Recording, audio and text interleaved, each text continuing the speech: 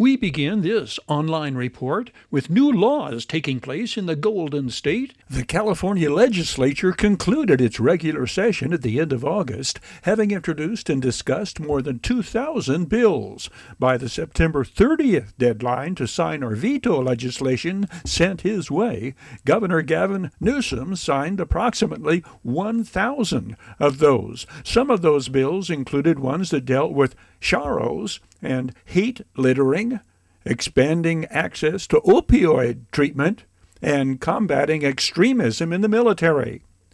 Beginning next year, the installation of new Sharrows on highways with posted speed limits above 30 miles per hour will be prohibited. A Sharrow is the pavement marking used to inform road users that bicyclists might occupy the travel lane.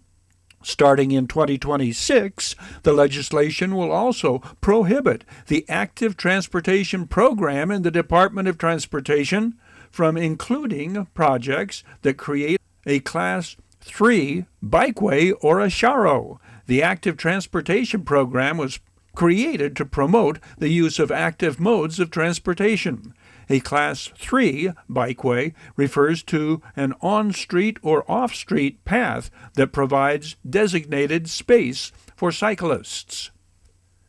While reported hate crimes in California decreased by 7.1% in 2023 compared to the previous year, reported anti-Jewish bias crimes rose from 189 in 2022 to 289 in 2023, in an increase of 52.9%, and reported anti-Muslim hate crimes increased from 25 in 2022 to 40 in 2023.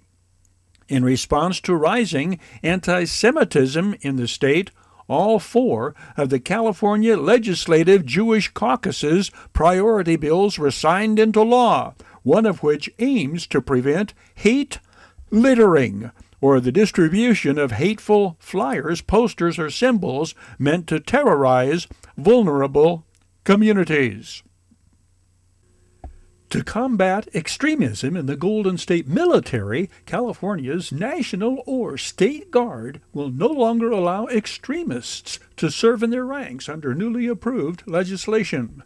These individuals who actively participate in, among other things, the use of unlawful force, unlawful violence, or other illegal means to deprive an individual of their rights will be discharged. Once the legislation goes into effect next year, it will also require administrative discharge for extremists already serving in California's National and State Guard. Drug overdose deaths have been a major concern in California, and a new law aims to expand access to opioid treatment.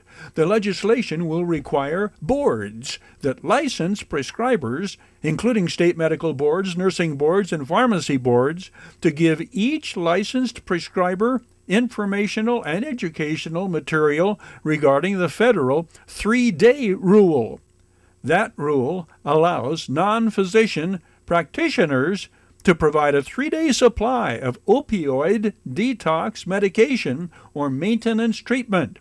Boards will also be required to post on their website information about the rule. The State Medical Board must also give information and educational guidelines to each acute care hospital in California. This law intends to reduce overdose deaths and help those suffering from opioid use disorder access critical care more quickly, particularly in underserved areas where access to specialized addiction treatment can be limited. Workers' compensation forms that require a signature, including a notary's signature, are now allowed to be signed electronically. The use of e-signatures was originally a measure to encourage safety during the COVID-19 pandemic. Now it will be used as a commonplace measure and will make workers' compensation appeals proceedings quicker and more efficient. For KVVB-TV High Desert Metro News, Local Edition, Terry Kurtz.